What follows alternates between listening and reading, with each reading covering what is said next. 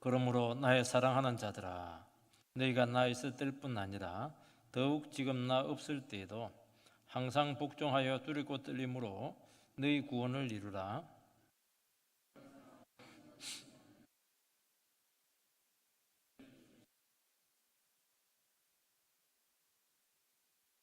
같이 읽겠습니다.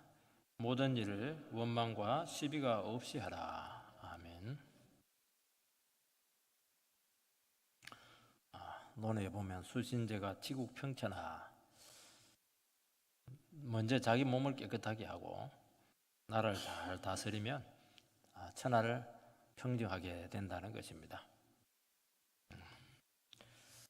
남편이 직장 생활을 잘하고 사회에서 능력을 발휘하려고 하면은 집안이 평안하고 부부 관계가 좋아야 됩니다.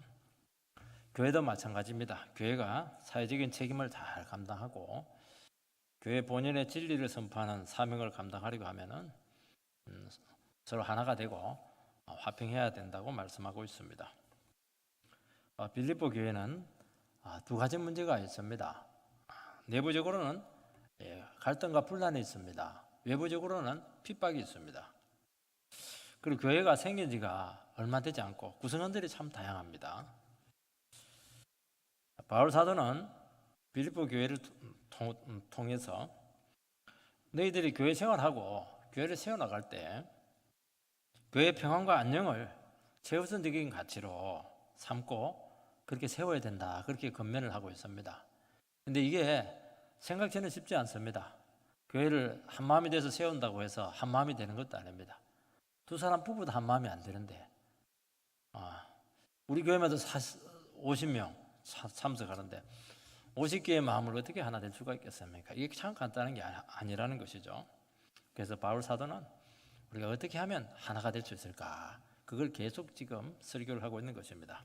첫 번째는 항상 복종해야 됩니다. 공동체가 이렇게 서로 평안하고 서로 안녕을 데리고 하면 각자 이제 바른 자세가 참 중요합니다. 12절 말씀을 보면 그러므로 나의 사랑하는 자들아, 너희가 나 있을 때뿐 아니라 더욱 나 없을 때에도 항상 복종하여 두렵고 떨림으로 너희 구원을 이루라.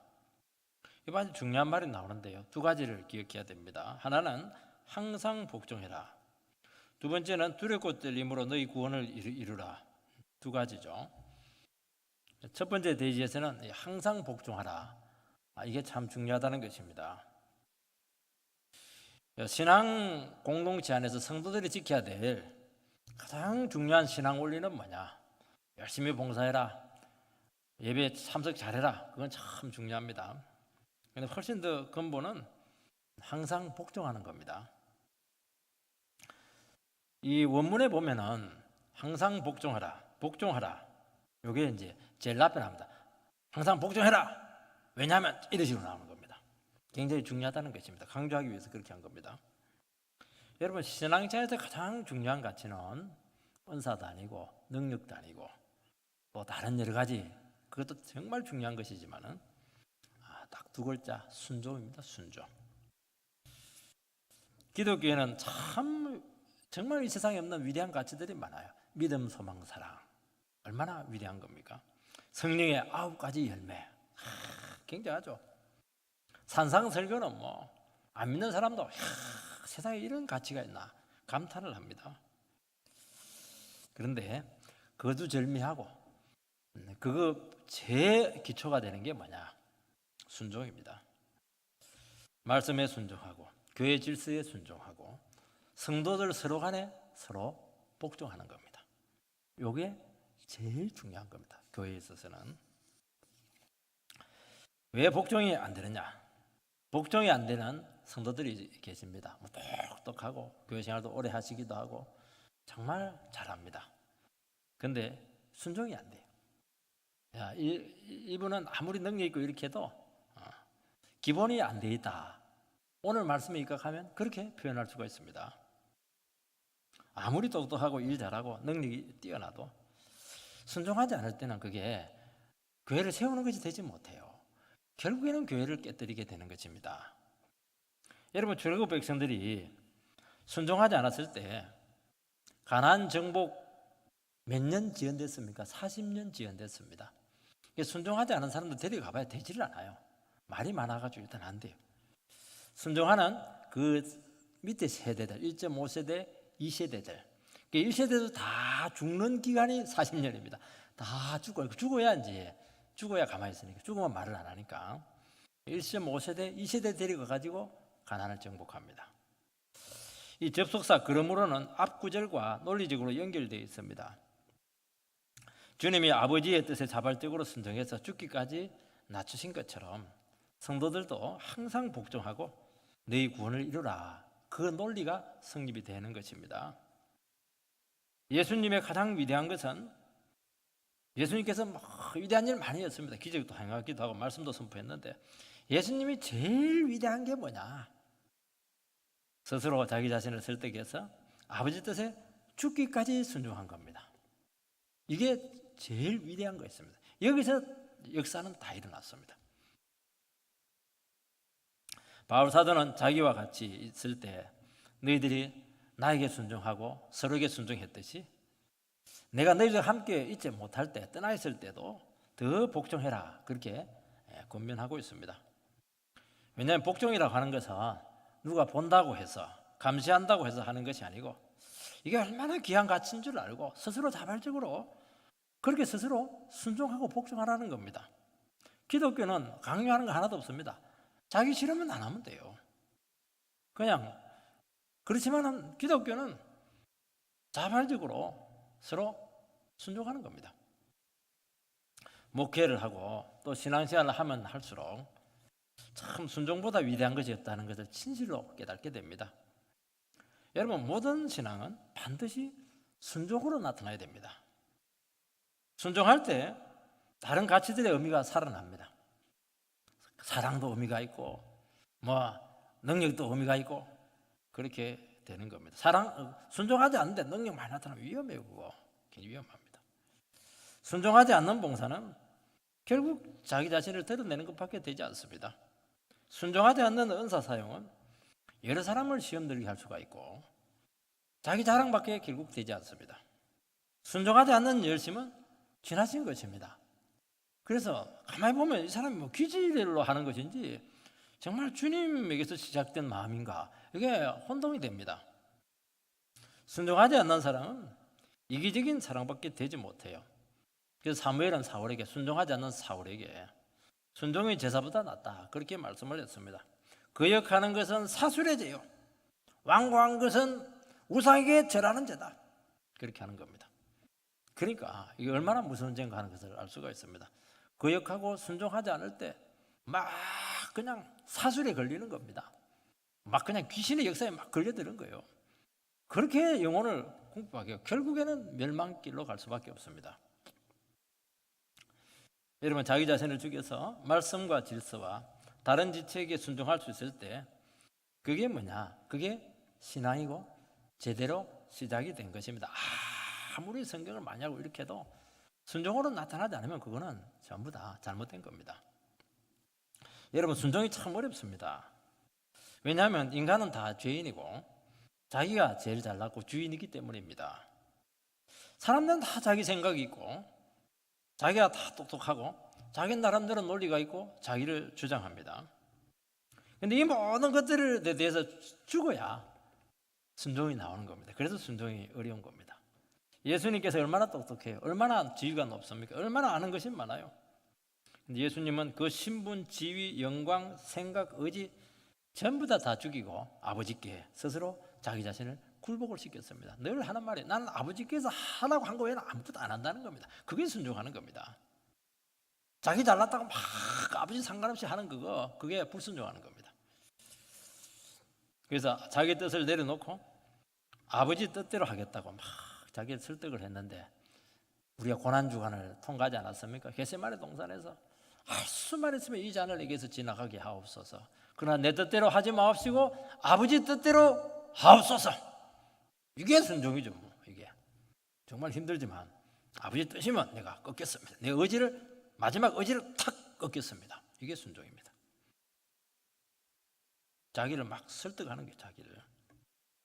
우리가 순종하는 백성이 되려고 하면은 내 생각과 내 계획과 나의 철학과 인정받으려고 하는 것과 머리 번쩍번쩍하는 아이디어들 그 전부 다 내려놓을 수가 있어야 되는 겁니다.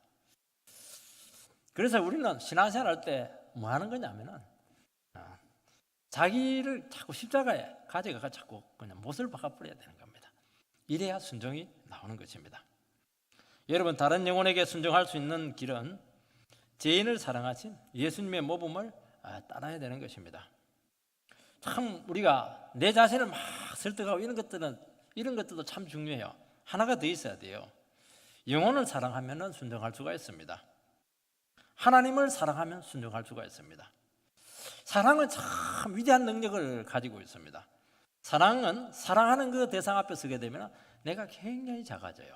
그 내가 없어집니다. 그리고 그 속에 함몰이 됩니다. 내가 왜 이렇게 작아져? 그런 말 하지 않습니까? 그래서 가장 위대한 나의 가장 귀한 가치들을 그것들을 전부 다 사랑하는 사람 앞에서는 포기할 수가 있습니다. 그런데 반대로 미워하면 하나도 손해 안 봅니다.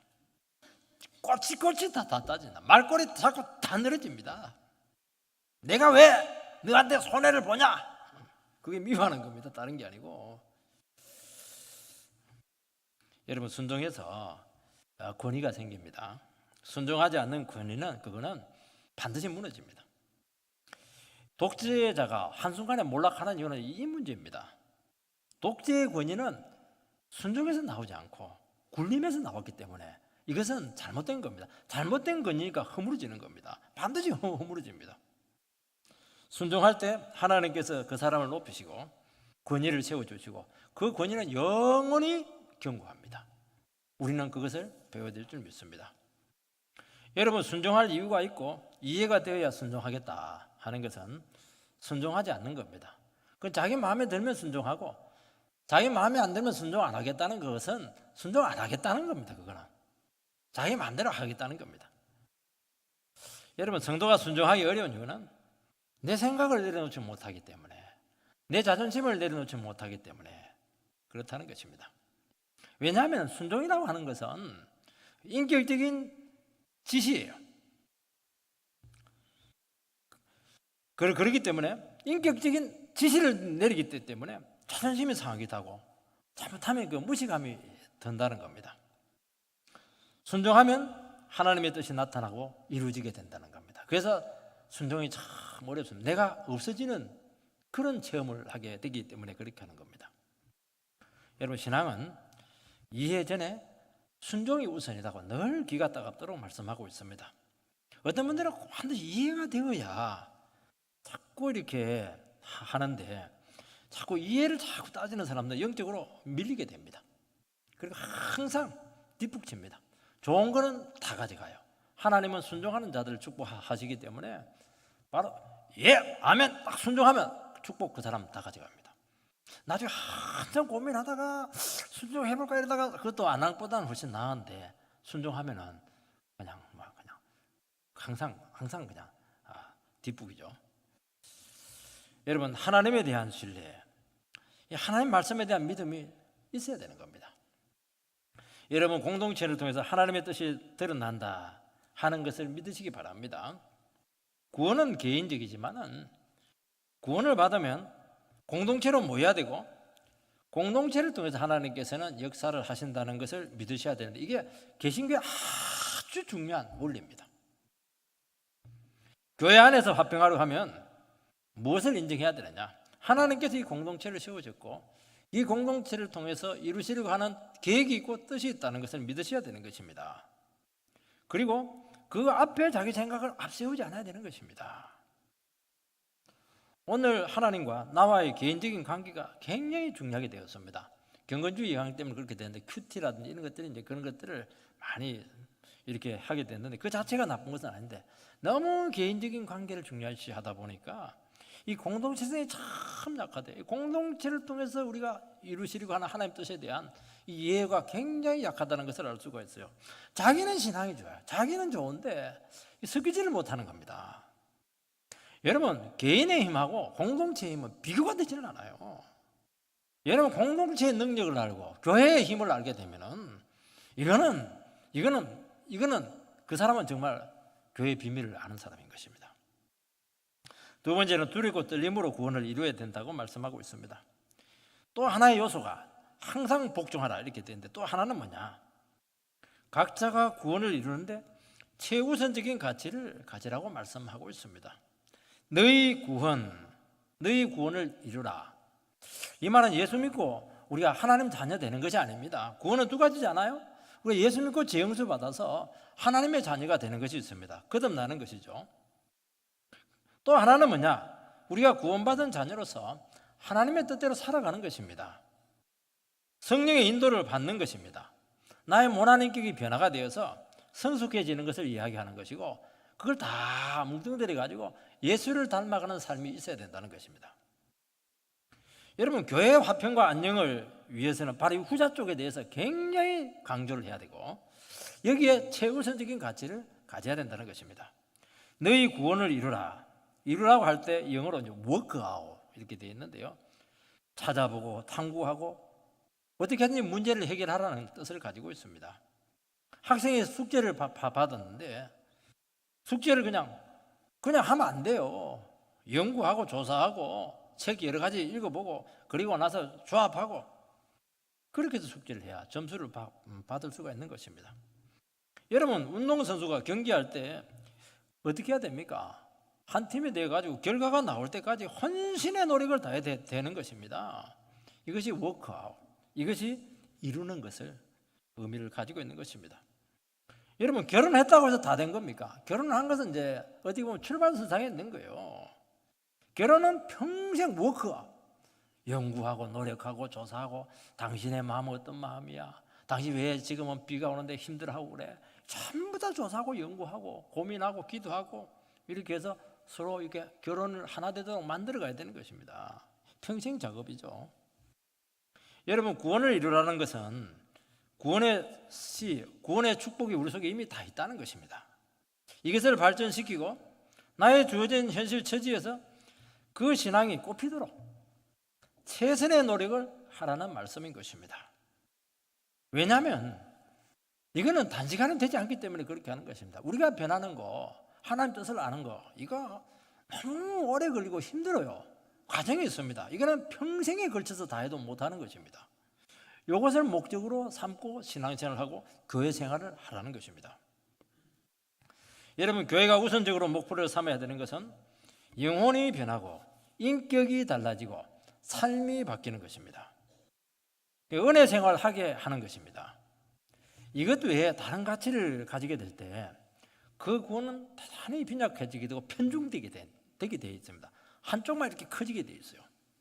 그래서 어느 교회는 비전은 크 있는데 이게 없어요. 이 굉장히 중요한 건데, 하나님 말씀 듣고 은혜 받고 변화되어서 자기 자신의 삶의 터에서 순종하면서 살아가도록 하는 것이 교회 본연의 임무고, 그렇게 할 때 교회는 반드시 하나 되게 되어 있습니다. 여러분, 신앙생활 할 때도 막 되는 대로 하면 안 되고요, 요령이 있어야 되는 겁니다. 요령이 뭡니까? 제일 중요한 것부터 해야 되는 것입니다. 높아지고 인정받고 막 자기 능력 사용하고 그런 것도 좋지만은 그것이 가장 우선적인 가치는 아니라고 말씀하고 있습니다. 여러분, 눈에 보이는 것에 가치를 두게 되면은 결국에는 차별성을 가질 수밖에 없고 자기 주장을 하게 되고 말은 안 해도 그렇게 되게 돼 있습니다. 그렇게 하다 보면 정말 중요한 구원을 놓칠 수밖에 없다고 말씀하고 있는 것입니다. 그래서 우리가 교회 생활을 하고 믿음 생활을 할 때 딱 목표를 정해야 됩니다. 제일 중요한 목표가 뭡니까? 내가 변화돼야 되겠다. 내가 은혜 받아야 되겠다. 이쪽으로 내 삶을 그냥 몰아가시기 바랍니다.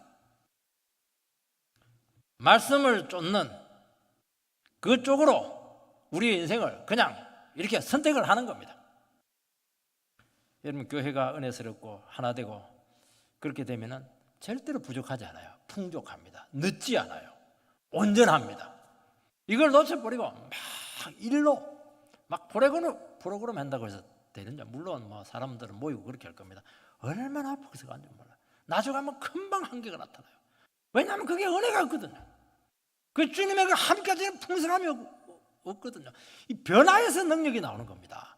변화에서 은혜가 나오는 겁니다. 변화해서 막 축복이 나오는 거예요. 이게 그걸 놓쳐버리고 엉뚱한 것을 지금 추구하기 때문에 그게 그렇게 분란이 많고 싸우고 그렇게 하는 겁니다. 하나님이 계속 은혜를 부어주시고 생명력을 주시기 때문에 건강합니다. 계속 역사가 나타나게 될 것입니다. 눈에 안 보이지만 놀라운 진보가 나타나게 될 것입니다. 다툴 필요가 없어요. 경쟁할 필요가 없어요. 왜냐하니까 경쟁 대상은 내 자신이거든요. 경쟁 대상은 예수님이거든요. 성도가 아니에요. 우리는 같이 손잡고 같이 가야 될 사람들입니다. 앞서거니 뒤서거니 하면서 우리 같이 예수님 닮아가자고, 은혜 받자고, 말씀 순종하자고, 이렇게 하는데 왜 싸울 필요가 뭐가 있습니까? 약한 사람은 격려하고 앞선 사람은 땡겨주고, 교회가만 저절로 하나 돼요. 그리고 하나님께서 능력을 주고 은혜를 주고 지혜를 주고 회복시켜 주겠다고 말씀하고 있는 것입니다. 그러면 전부 다 복을 받습니다. 그것은 저의 그 예언입니다.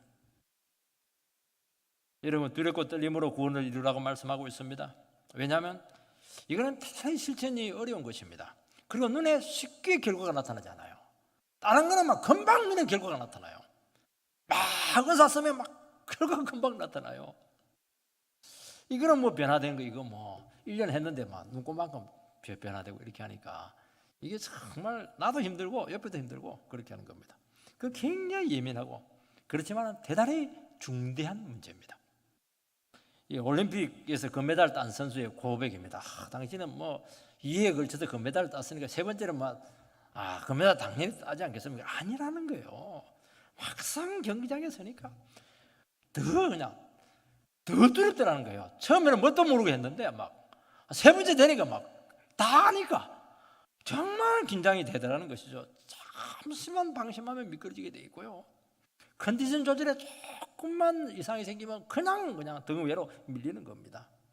그러면 수고했던 그 4년의 수고 한순간에 숲으로 돌아가는 것입니다.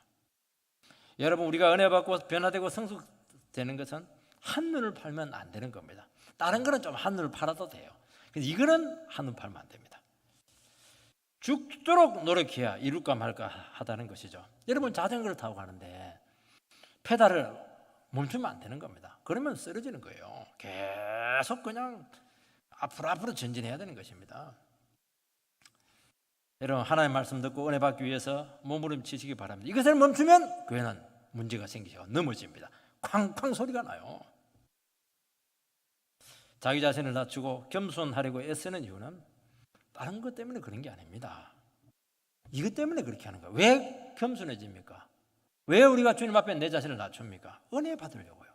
내가 주님 더 닮기 위해서, 내 주님 말씀대로 순종하기 위해서 그렇게 하는 것입니다. 왜냐하면 이게 너무 귀한 것이기 때문이죠. 이 원리를 놓치게 되면 반드시 교회는 시끄러워지게 돼 있고, 그리고 이것을 지키기 위해서는 우리는 정말 어떤 경우는 모든 것을 다 포기하다시피 해야 될지도 모르겠습니다. 이것을 손에 봐가면서까지는 하지 않겠다는 것이죠. 여러분, 은혜가 떠나게 되면 영혼이 민감하게 반응해야 됩니다. 이걸 알아야 돼요. 삶의 의미도 없고 기쁨도 없고 말씀을 들어도 은혜가 되지도 않고 그 말씀이 그 말씀인 것 같을 때 막 영적인 경종을 울려야 되는 겁니다. 그 지금 페달 안 받고 있는 것입니다. 물론 뭐 우리가 구원을 잃는 것은 아닙니다. 지옥 가는 것도 아니고요. 또 죄 지으면 막 바로 뭐 벌 받고 그런 두려움에 살아가는 것이 아닙니다. 피값으로 얻은 이 구원의 가치를 알게 된다면 정말 우리는 바로 이 부분에 있어서 풍성함을 누려야 될 줄 믿습니다. 여러분, 빌립보 교회는 바울이 개척한 정말 어린 교회고 참 미성숙한 교회입니다. 바울이 있을 때하고 바울이 있을 때는 좀 괜찮았어요. 바울이 떠나버리니까, 큰 인물이 떠나버리니까 이 굉장히 차이가 지금 많아지게 됐고 그때부터 막 분란이 일어났던 것으로 생각이 됩니다. 말씀의 질이나 강도 면에서 약할 수밖에 없었던 것이죠. 그래서 바울이 있을 때보다 더 신경을 써야 너희들이 은혜를 받을 수 있다, 그렇게 말씀을 하고 있습니다. 이상한 가르침 끌어들이지 말고 이상한 사상들을 끌어들이지 말고 내가 너에게 가르쳐줬던 그 평범한 그 말씀, 그 복음의 말씀, 은혜 받고 변화되고 예수를 닮아라 하는 그 기본적인 복음의 말씀에 너희들이 더 첨삭해가지고 여기에 혼신의 힘을 써라, 그렇게 말씀을 하고 있습니다. 세 번째는 공동체의 안녕을 이루시는 분은 하나님이십니다. 13절 말씀을 보면 너희 안에 행하시는 이는 하나님이시니 자기의 기쁘신 뜻을 위하여 너희에게 소원을 두고 행하게 하시나니. 인간의 문제는 뭐냐? 옳은 줄 알면서 선택을 안 합니다. 선택을 하고서도 그대로 행하지 못하는 겁니다. 제가 이 선택 능력을 마비시키게 되었고 행동 능력을 빼앗아갔습니다. 목회를 해보면 무엇을 깨닫게 해야 되냐면 성도님들이 몰라서 안 하는 게 아닙니다. 안 되는 거예요. 할 마음이 없는 겁니다. 할 의욕이 없습니다. 그래서 처음 목회를 해보면 이게 분명히 하나님 말씀이고 하나님 뜻인데 기가 따갑도록 얘기했는데 이게 또 바른 겁니다. 그런데 안 따라와요. 백날 이야기해도 안 따라와요. 목사 혼자 해라. 그렇게는 하지 않지만 그런 심정이 들 때가 있는 것입니다. 시키는 대로 안 하는 거예요. 말씀 시키는 대로. 인간의 연약함을 모르면 착각을 합니다. 야, 반항하네. 말 무시한다. 막 그렇게 오해를 할 가능성이 참 많습니다. 그래서 목회는 참 특별한 이 은혜가 필요합니다. 이 부분을 하나님께서 도와주겠다는 겁니다. 여러분, 사람은 몰라서 안 하는 경우는 거의 없습니다. 부부가 서로 사랑해야 된다는 걸 몰라서 사랑 안 하는 사람 누가 있습니까? 사랑 안 되니까 안 되는 겁니다. 사랑한다 해놓고도 보면 사랑이 안 되는 겁니다. 그거는 어떻게 할 수가 없어요. 그건 하나님이 도와줘야 되고 기도 제목인 것입니다. 아무리 강의를 많이 듣고 세미나를 많이 하고 그렇게 해도 순종이 안 되는 걸 어떻게 합니까? 몰라서 하는 거 아니까 더 문제예요. 그런데 놀라운 사실은 우리가 예배 중에 말씀이 지속적으로 전거될 때 조금씩 변하고 조금씩 겸손하고 조금씩 힘이 빠져요. 옛날에 막 눈이 부리부리하고 막 어깨 힘이 팍 들어 이랬는데 막 조금씩 부드러워져요. 사람이 말이 고와집니다. 옛날에는 뭐 입에 막 독사에 독이 들었는지 막 그 한 번 쏘이면 막 쏘여가지고 일주일 동안 막 괴로운데요. 안 그래요. 이제 조금 부드러워집니다. 이게 누가 한 겁니까? 이거 위대한 기적입니다. 교회는 이런 곳입니다.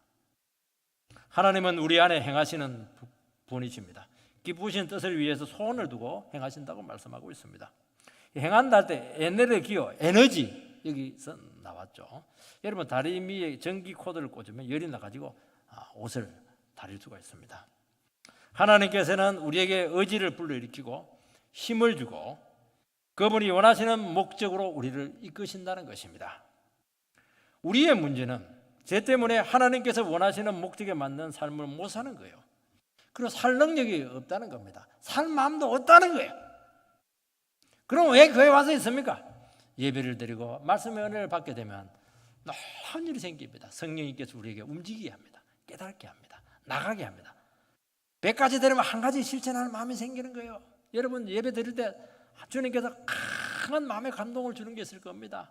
오늘 가서 방 쓸어라. 왜냐하면 늘 방 안 쓸거든요. 하시기 바랍니다. 그게 에너지야. 그 뜻을 가지고 있는 것입니다. 그건 누가 하는 겁니까? 하나님이 하시는 것입니다. 여러분 말씀을 통해서 강력한 은혜가 오게 되면은 하나님의 의지와 능력이 주입이 되면서 우리가 움직이셔야 합니다. 사람이요 얼마나 고집스러운지 막 턱 앉아 있어요. 막 끄다놓은 보리자루처럼 막 속에서 천불이 나요. 이거는 뭐 때려도 안 돼요. 들면 어른들 몇 명 들으면 됩니까? 전 집안 식구들이 다 들어도 안 돼요. 왜냐하면 갖다 놔도 다시 오거든. 근데 이상하게요. 은혜를 받으면 안 그래요. 막 물찬 제비 같아요. 팍팍 움직이는데 주님은 참 놀랍습니다. 하나님께서는 개인과 공동체에 선하신 뜻이 있으시고 할 수 있도록 우리를 효과적으로 역사하신다는 것입니다. 하나님이 우리 각자에 대한 계획이 있고 소원을 두고 이루신다고 하는 믿음이 얼마나 중요한지 몰라요. 이 믿음이 있어야 공동체가 평안한 겁니다. 지금 내 자신이 낮은 위치에 있어요. 좀 인정 못 받고 있는 것 같아요. 좀 손님 같기도 해요. 이 교회에서 밀려 있는 것처럼 보여요. 나는 좀 신앙이 많이 떨어지는 것처럼 보입니다. 위기를 느낍니다. 그리고 나는 여기서 영원히 그렇게 그냥 인정 못 받고 그냥 그렇게 빌빌거리면서 신앙생활할 것처럼 생각이 된다는 것입니다. 아니에요. 하나님께서는 반드시 각자에 대한 뜻이 있고 길이 있다는 것을 고백하시기 바랍니다. 그 증거가 누굽니까? 그 증거가 저 아닙니까? 그 증거가 여러분도 아닌가요? 처음부터 여러분들이 그렇게 뭐 펄펄 하면서 순종했습니까? 아니지 않습니까? 현재의 모습으로 미래를 평가하지 않게 된다는 것입니다. 내 자신에 대한 하나님 앞에서의 바른 위상을 찾게 될 때 다른 영혼에 대해서도 바른 시각을 가지게 된다는 것입니다. 그 영혼들도 지금은 저렇게 몰라서 헤매고 있고 무지해서 저렇게 깨닫지 못하고 고집스럽고 이렇게 할지 모르겠지만 그 사람에게도 하나님의 은혜가 들어가면 나보다 훨씬 뛰어난 하나님의 도구가 될 것이다. 그런 비전이 정말 믿음이 생긴다는 것입니다. 그러니까 영혼을 바라보는 시각이 완전히 바뀌는 겁니다. 그 소망이 있잖아요. 비판하지 않게 돼야 되는 겁니다. 그래도 당신은 나보다 낫다고. 나는 그때 더 헤맸다고. 당신은 나보다 3배는 낫다고. 얼마나 용기가 되겠습니까? 거기서 무슨 분란이 일어나고 판단이 일어나고 비판이 생기게 되겠습니까? 그 영혼들도 하나님 앞에 소중하고 귀하게 사용되거나 사용될 그릇인 줄 믿기 때문에 그렇게 하는 것입니다. 그래서 그것이 인정되게 될 때 나와 다르고 내보다 더 뛰어나더라도 왜 시기 질투를 합니까? 그럴 이유가 없는 것입니다. 사람이 현명하다고 하는 것은 머리가 잘 돌아간다는 게 아닙니다. 내가 행복하고 내 삶이 소중하다고 하면 다른 사람의 삶과 행복도 소중하다 하는 것을 아는 것이 현명한 것입니다. 우리 자식이 귀하면 남의 자식 귀한 줄 아는 것이 이게 현명한 겁니다. 이게 사람을 굉장히 위대하게 만듭니다. 이런 사람은 나와 다르고 또 나를 일시적으로 반대한다고 해서 미워하거나 정화하지 않는 것이죠. 왜냐하면 그 사람도 변화되고 있는 과정에 있는 것입니다. 물론 몰라서 그렇게 하는 겁니다. 그러면 있는 그대로 인정해주고 기도해주고 그렇게 믿음을 가지고 봐주면 믿음대로 되게 되는 것입니다. 그래서 할 수만 했으면 잘 대해주시기 바랍니다. 왜냐하면 그런 사람들은 나에게 나중에 우군이 됩니다. 막 그때 못 빠져가지고 막 비난하고 정죄하고 원수처럼 되고 이렇게 하면 여러분들도 인생에 중요한 고비가 있을 텐데 또 인생에 중요한 고비가 있을 때 그 사람들이 지지를 해줘야 되거든요. 결정적인 순간에 발목을 탁 잡고 늘어지니까 인생이 안 풀리는 겁니다. 하나님의 공동체 안에서 일하심을 믿으시기 바랍니다. 하나님께서는 내주하셔서 보이지 않게 역사하시고 일하십니다. 변혁을 시키시고 갱신을 하시는데 대단히 효율적으로 하시고 목적과 의지를 가지고 하신다는 것입니다. 여러분, 이 하나님께서 일하심을 믿지 못하게 되면은 결국 우리 각자가 우리에게 일어나는 모든 일에 대해서 다 책임을 져야 되는 것입니다. 여러분, 신앙생활하고 교회생활을 할 때 한 가지를 믿으시기 바랍니다. 이 공동체를 이끌어 가시고 세우시는 분은 하나님이심을 믿으시기 바랍니다. 목사가 아니에요. 중직자가 아닙니다. 힘 있는 사람이 아니에요. 주님이 이끄신다는 겁니다. 이거 못 믿으면요, 여러분 굉장히 힘들어지게 될 것입니다. 그리고 어떻게 세우시고 이끄십니까? 가장 효과적으로, 가장 효율적으로, 가장 가치 있게 그렇게 만들어 가신다는 소망을 가지시기 바랍니다. 한 번씩 교회가 힘들 때 정말 그만두고 싶을 때가 있습니다. 그런데 내 생각하고 달라요. 결과는 너무 놀라운 겁니다. 우리는 내가 잘해야 되고 내가 더 기도해야 되고 내가 더 열심을 내야 되고 그거는 참 소중한 것입니다. 근데 그게 다가 아니에요. 내가 하는 것은 한계가 있는 겁니다. 내가 더 변해야 되고 내가 더 성숙해야 되고 내가 더 능력이 많아야 되고 그거 참 소중한 겁니다. 그러나 그것보다 더 중요한 게 있다는 것을 말씀하고 있는 것입니다. 맞아요. 주님이 그것을 더 원하고 있다는 것이고 주님이 더 놀랍게 하신다는 그 믿음을 가지시기 바랍니다. 기쁘신 뜻을 위하여라고 하는 것은 하나님의 자유로운 선택으로 신적인 역사가 일어난다는 것입니다. 그분은 절대로 우리를 포기하지 아니하시고 최상의 길로 우리를 이끄실 것입니다. 여러분, 우리가 하나 되기 위해서 노력하고 애써야 하지만은 결국 이것도 주님께서 주셔야 된다는 고백을 하게 된다는 것입니다. 우리가 수고하지만은 결정적으로는 주님께서 다 하신 것이고 주님께만 온전히 영광이 돼야 될 줄 믿습니다. 네 번째는 구체적인 실전 상황이 나오고 있습니다. 14절 말씀을 보면 모든 일을 원망과 시비가 없이 하라. 여러분 무슨 일을 하더라도 원망하지 마시고 시비로 하지 마시기 바랍니다. 그렇게 하면 안 해야 돼요. 시비가 생겼다 하면 안 해야 되는 겁니다. 그거는 잘못된 겁니다. 원망이라고 하는 것은 왜 원망하냐? 내가 정당하기 때문에, 이유가 있기 때문에 원망하는 것입니다. 여러분 초대교회 때 헬라파 성도들이 구제 문제로 막 원망을 했어요. 그거는 왜냐하면 구제에서 자기들이 소외됐으니까요. 원망할 만하지 않아요? 근데 원망이 시작하면 분위기가 경직되게 되고 사르는 판을 긋게 된다는 것이죠. 결국 자기 중심적인 마음인데 비판을 하게 되고 자기 이익을 막 선동하면 상황을 자기 자신에게 유리하게 끌고 올 수 있을 것입니다. 사람이 원망불평하는 것은 이기적인 마음 때문이고 사소한 일을 가지고 균형 감각 없이 비난하게 되고 이해받지 못한 것에 대한 참지 못하는 마음 때문인 것입니다. 그리고 인색하기 때문에 도와주려고 하지 않기 때문에 이런 일이 생기는 것입니다. 시비는 내적인 동기와 마음의 태도에서 나온다는 것입니다. 여러분 원망과 시비를 하지 말라고 말씀하고 있습니다. 왜냐하면 원망과 시비를 하게 되면 당장 기쁨이 없어지게 되고 감사와 자발성을 다 빼앗아 갑니다. 기쁨으로 하는 게 모든 것을 기쁨으로 감사로 하시기 바랍니다. 그렇지 않은 어떤 상황에서도 마음을 빼앗기면 안 돼요. 기쁨을 빼앗기면 안 됩니다. 항상 기뻐하라, 쉬지 말고 기도하라, 범사에 감사하라.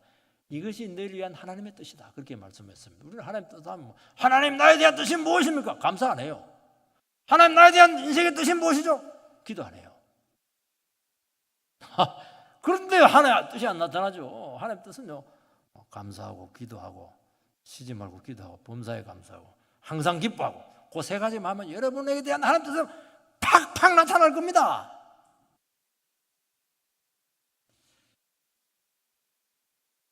불만을 가지고 수근거리기 시작하면요 아무것도 할 수 없을 뿐만 아니라 어려움을 극복할 수 있는 길이 전부 다 차단됩니다. 여러분 출애굽 때 이스라엘 백성들은 어려우면 원망합니다. 모세의 지도력에 대해서 시비를 걸다가 광야에서 하나도 해결된 건 없고 전부 다 죽고 약속의 땅을 차지하지 못했던 겁니다. 이걸 자꾸 할 때 지옥 갔습니까? 자꾸 그런 걸 물어요. 축복에 못 들어간 겁니다. 원망하는 백성을 하나님께서는 절대로 쓰지 않습니다. 감사하는 백성을 쓰실 줄 믿습니다. 그들이 광야에서 다 죽을 때까지 아무것도 할 수가 없어요. 이게 문제예요. 여러분 감사로 바뀌기 전까지는 여러분 더 이상 아무것도 할 수가 있는 게 없어요. 상황이 어려워지거나 쪼들리거나 핍박이나 어려움이 올 때 구성원들은 서로에 대해서 특히 지도자에 대해서 원망하고 시비하기가 쉽습니다. 이거는 독이에요. 이거는 대단히 파괴적인 것입니다. 자기 중심적인 생각에서 조금만 생각의 폭을 넓히시고 하나님 그에 대한 전체적인 뜻이 무엇일까? 하나님의 더 큰 뜻이 무엇일까?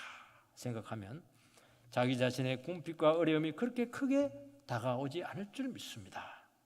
그래서 아무리 힘들고 이해가 안 되더라도 불평이 찾아와도 우리는 그리스도 안에서 감사할 수가 있는 거예요. 주님 안에서 기뻐할 수가 있는 겁니다. 예수 때문에 가능하다는 거예요. 이것은 의지적으로 해야 되는 것입니다. 여러분 크리스찬에게 기쁨과 감사를 잊은 것은 모든 것을 다 잃어버린 겁니다. 아무것도 없어도 기쁨만 감사만 생기면 다 할 수가 있습니다. 극복하지 못할 시련이 있고 감당하지 못할 일이 없으며 순종하지 못할 명령이 없을 줄 믿습니다. 우리의 기쁨은 상황이 아니고 주님에게 있고 그분에게 사로잡혀야 한다는 것입니다. 주님이 나를 살리든지 죽이든지 맡길 수 있는 믿음이 있으시기 바랍니다. 그렇게 할 때 교회는 교회대로 풍성하게 되고 우리의 길도 열리게 되고 공동체 안에서 우리의 삶이 놀랍게 축복으로 인생이 열리는 산 증인으로 여러분들은 서게 될 줄 주의 이름으로 축원드립니다. 기도하겠습니다. 하나님 은혜를 감사를 드립니다. 참 교회가 하나 되게 하는 것이 이게 인간의 힘으로 되지 않는다는 것을 우리가 또 이 말씀을 통해서 깨닫게 되었습니다. 하나님 우리 교회가 어디로 가야 되겠습니까? 우리가 어떤 자세를 가지고 믿음 생활을 해야 되겠습니까? 오늘 하나님께서 주신 이 말씀을 우리가 꼭 마음에 간직하게 해주셔서 정말 엉뚱한 것을 가지고